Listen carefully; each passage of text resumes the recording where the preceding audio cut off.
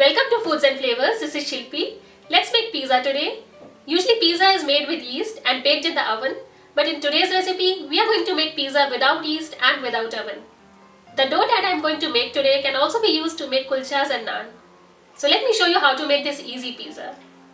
Here is the ingredient list. You can also see it with the detailed recipe and tips and tricks in my blog www.foodsandflavorsbyshilpi.com. To make pizza base, first we will start kneading the dough. For this I have taken 3 cups of all-purpose flour or maida in a bowl. Now I'll add 1 tablespoon of sugar, 3/4 teaspoon of salt, half teaspoon of baking powder and 1/3 teaspoon of baking soda. Now I'll mix all the dry ingredients together. And now I'll make a well in the center and add 1 tablespoon of oil, 3 tablespoons of thick yogurt or curd, 1 cup of water. We may need more water later, which we'll adjust accordingly. Now I'll mix everything with my hands and knead a soft and smooth dough. Here I have only used all-purpose flour, but if you want you can also make this dough with all-purpose flour and wheat flour half and half. It seems we need more water. I'll add little more water to bind everything together and make sure the dough should be very soft and smooth. If you think dough is sticking to your hands, you can add little dry flour at this time. Now the dough is ready. I'll transfer it to a small bowl.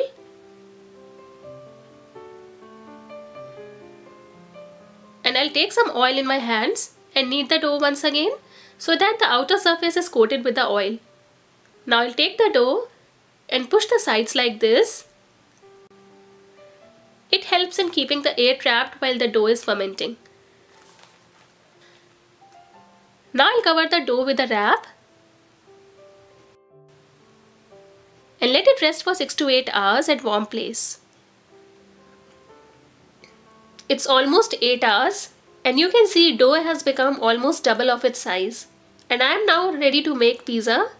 I'll take some dry flour in my hands and loosen the dough a little bit. Now I'll take some oil in my hands and rub it between my palms so that dough does not stick to my hand. Now I'll take generous amount of dough and make a ball like this.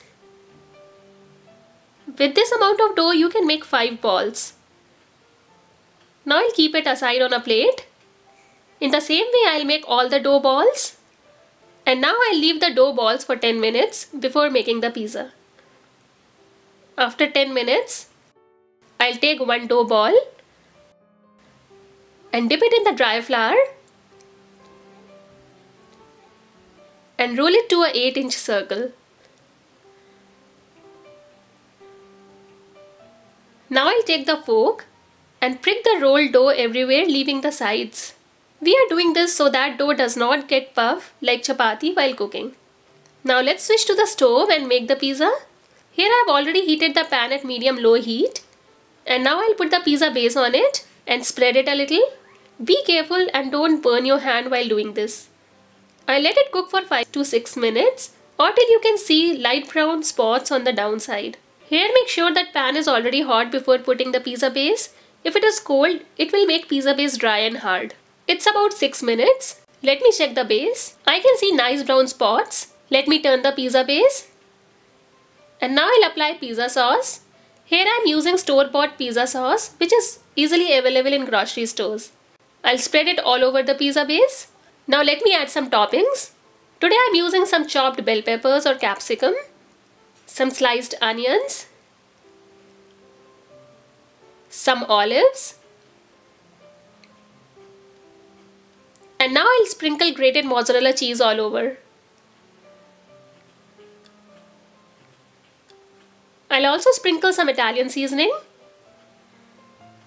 And now I'll pour a little olive oil on the sides, which will give pizza a nice crispy crust. Now I'll cover the pizza and cook it at medium-low heat till cheese melts and the crust is fully cooked and become brown and crispy from down. Here I want to also mention that I am using heavy pan so that pizza gets uniform heat and gets cooked from all the sides. It's almost 5 minutes. I can see cheese has melted and base is fully cooked. Pizza is ready. I'll take it away from the heat and garnish it with some chili flakes. In the same way, you can also make pesto pizza. That is my personal favorite. For that, instead of regular pizza sauce, apply pesto sauce and follow the same process to make your own pan-cooked pesto pizza.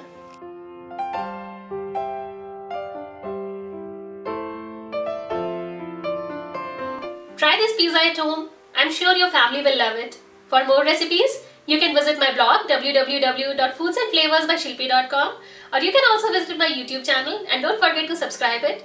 Thanks for watching my video. See you next time. Till then, happy cooking.